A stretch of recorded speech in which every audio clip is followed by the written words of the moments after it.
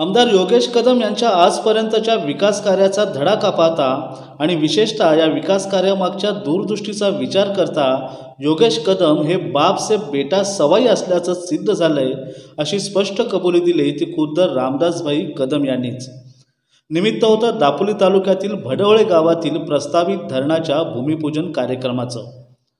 तालुक्यातील 32 गाव परिसरात असलेला भडवळे हा डोंगरदऱ्यांनी वेढलेला एक टुमदार गाव। गावाच्या तिन्ही बाजूनी डोंगरदऱ्या असल्याने पावसाळ्यातील बहुतांश पाणी हे गावाच्या एका बाजूला असलेल्या वाशिष्ठी नदीला जाऊन मिळतं। त्यामुळे पारंपरिक शेती व्यतिरिक्त ऐन मे महिन्यात एक दिवसाआड पाणी मिळवून या गावाला गुजराण करावी लागत असे। त्यामुळे या गावात एखादं धरण व्हावं अशी इथल्या गाववाल्यांची मागील कित्येक वर्षांची मागणी होती। गाववाल्यांच्या याच मागणीला आता पूर्ण विराम दिलाय तो आमदार योगेशदादा कदम यांनी। या गावात आता जवळपास 44 कोटी रुपये खर्च करून एक धरण बांधण्यात येतंय, ज्यायोगे जवळपास 133 हेक्टर जमीन क्षेत्र हे लागवडीखाली येऊ शकतं, ज्याचा फायदा परिसरातल्या शेतकरी आणि बागायतदारांना होणार आहे। या धरणामुळे आता परिसरातील नागरिकांचा पिण्याचा पाण्याचा प्रश्न तर मार्गी लागणारच आहे, मात्र त्याशिवाय वर्षातून 2दा उत्पन्न घेण्याची नामी संधी इथल्या शेतकऱ्यांना मिळणार आहे।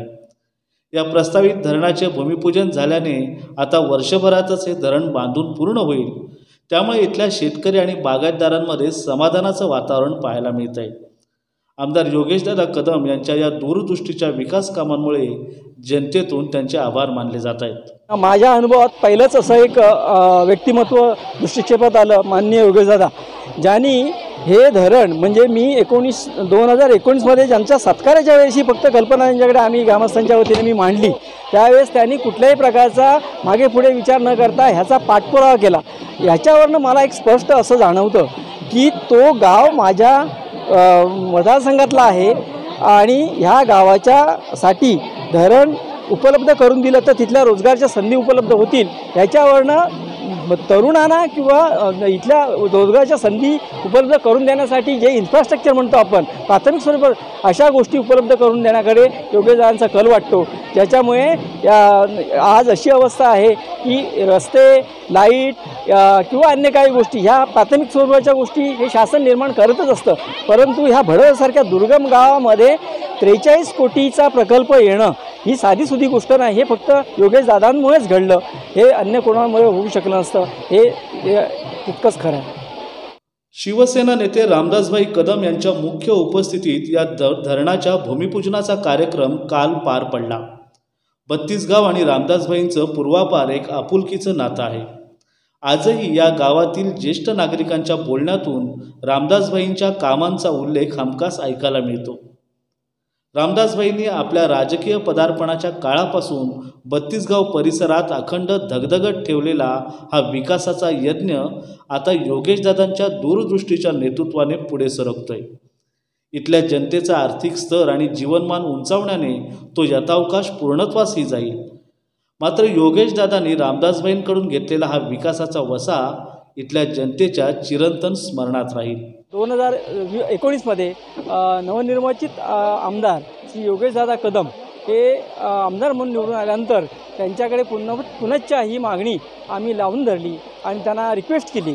व्यक्तिशः मी सुद्धा त्यांना त्या ठिकाणी उपलब्ध होतो। आम्ही सर्वजण ग्रामस्थ तिथे त्यांना यासाठी विनंती केली, त्याचप्रमाणे आढावामध्येही त्यांना आम्ही यासाठी आग्रह धरला। त्याचा सगळ्यांचा विचार करून योगेशदादांनी संबंधित खात्याचे अधिकारी यांना योग्य ठिकाणी निमंत्रित केलं आणि त्याचं ह्या ज्या का प्रकल्पासाठी लागणाऱ्या तांत्रिक गोष्टी असतात किंवा त्यासाठी जे काय वर्कआउट करायचं असतं ह्या सगळ्या गोष्टी त्यांनी वर्कआउट करून घेतल्या। त्याचं नियोजन करण्यासाठी त्यांनी त्यांच्याकडनं तो नियोजन मंडळाकडे त्याचबरोबर महाराष्ट्र शासनाकडे पाठपुरावा करून त्या सदरच्या प्रकल्पासाठी निधी उपलब्ध करून घेतला। आता हा निधी उपलब्ध करून घेतल्यानंतर त्याची साधारण फेब्रुवारी 2022 मध्ये ऑर्डर झाली आणि ते धरण आता त्याचं आज भूमिपूजन झालेलं आहे। विकास कामांमध्ये कोणतेही राजकारण आणायचे नाही हे आमदार योगेशदादा कदम यांच्या कार्यपद्धतीचे एक महत्त्वाचे धोरण आहे।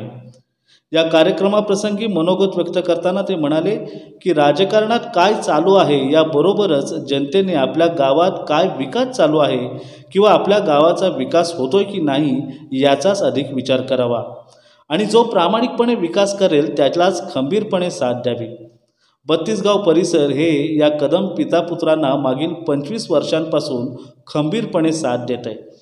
त्यामुळे या धरणाच्या माध्यमातून या परिसरातील पुढच्या कित्येक पिढ्यांच्या हाती हा समृद्धतेचा वसा देताना मला जनसेवेचे एक आंतरिक समाधान लाभत असल्याची भावना यावेळी आमदार योगेशदादा कदम यांनी व्यक्त केली. Prashant Kamble, DNA news, Dapoli.